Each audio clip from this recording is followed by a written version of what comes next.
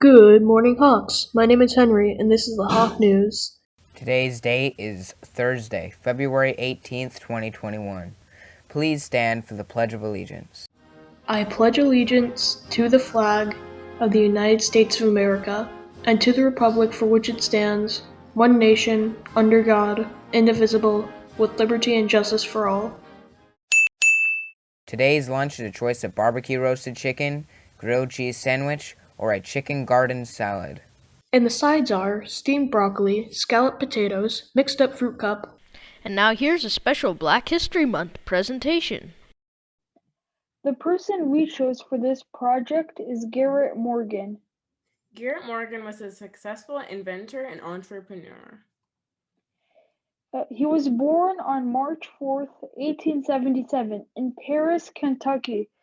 With only an elementary school education, Morgan began his career as a sewing machine mechanic. When Morgan was in his mid-teens, he moved to Cincinnati, Ohio, and worked as a handyman for a wealthy landowner. Morgan later started a successful sewing machine business. This caused him to marry a woman named Mary Ann Hasek. In 1909, Morgan was working with sewing machines in his newly opened tailoring shop, a business he had opened with his wife Mary, who had experience as a seamstress. When he encountered woolen fabric that had been scorched by sewing machine needles. Morgan experimented with a chemical solution in an effort to reduce friction created by the needle and subsequently noticed that the hairs of the cloth were straighter.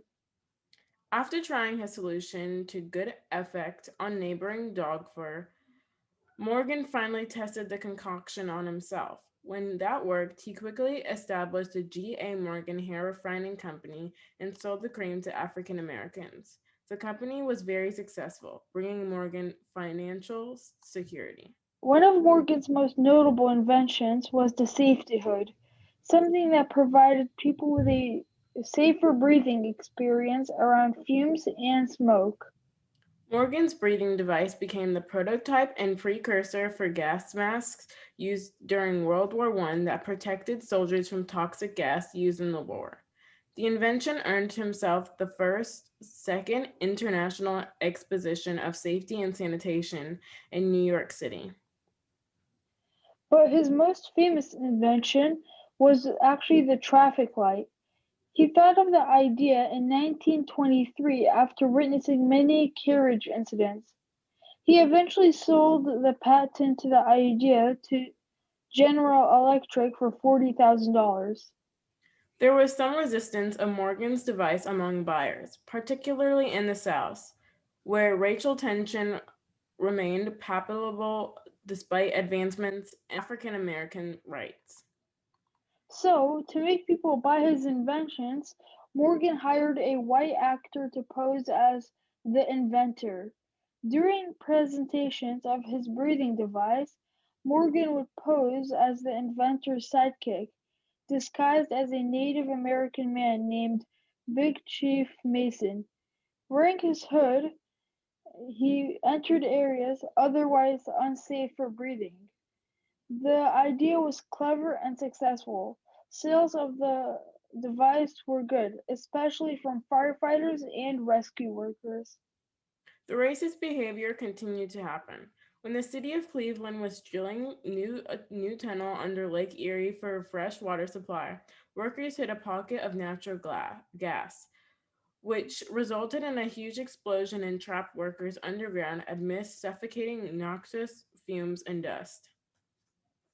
When Morgan heard about the explosion, he and his brother put on the safety hood and made their way to the tunnel and entered as quickly as possible. Despite his heroic efforts, the publicity that Morgan got from the incident hurt sales. The public discovered that Morgan was African American, so many refused to purchase his products because of his race. Morgan was nominated for a Carnegie Medal for his efforts, but ultimately wasn't chosen to receive the award.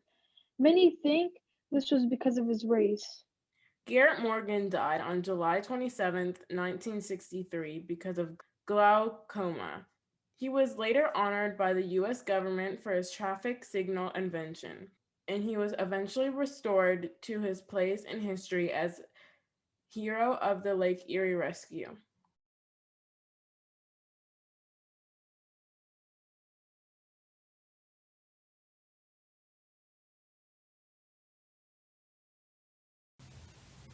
Now to Mr. Gamble for the rest of the announcements. Good morning, Hawks. All right, here it is already Thursday. Let's see if I can get the date right. It is February the 18th. Yay. Had it messed up yesterday. I said it was the 16th when it was actually the 17th, although I got the Wednesday part correct. Moving on, no sports action to report yesterday because our game versus Hawthorne was canceled. And we have 2 home games coming up next week. Monday, taking on the High Springs Community School, and on Wednesday it's my Bay Mustangs. Both will be at the Unicorn Gym, which is our home gym. So good luck to our teams for next week. Got soccer season coming up also. Still trying to find a field where not just Howard Bishop, but also Westwood can play. Why would I mention Westwood? Because, well, our school here is on what used to be the Westwood soccer field. So they're giving up a lot for us to be here and for us to have a school year too. So if you see somebody from Westwood, say, hey, thanks a lot. Thanks for being such good neighbors to us. Moving on, and today's moment in Black history, looking at some more local flavor here for people. And Miss Brown helped me out with this one. Miss Brown says, you should do Mr. Chester Shell. And I said, okay. I knew about Shell Elementary School. That's in Hawthorne, still going strong. But I didn't know much about the man behind the name. So Miss Brown helped me do a little research and looked up some things and learned a lot. And this guy was cool. So Mr. Shell here was born in 1893 or in 1892 in Florida, and grew up hanging out in the woods a lot. So he knew how to hunt, fish, trap, skin game, camp out. That was the days before all kind of fancy camping stuff. And he wound up working in a hotel in Hawthorne, and rich guys from up north would come down in the winter, get out of the north, and he would be their guide, take them hunting and fishing, things like that. And then after a while, he didn't have kids at the time, and he knew African American kids back then, not only did they not have a school to go through with other white kids, they had no school of their own at all. So schooling for them just took place in people's homes, or there was a Mason Lodge there, Masonic Lodge, and it only lasted a few months out of the year.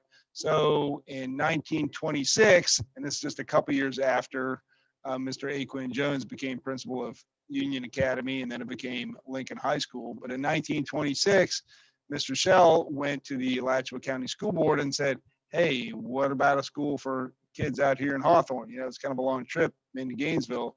And they said, yeah, that's a good idea. Tell you what, you raise half the money and we'll build a school out there. Can you believe that? That's ridiculous.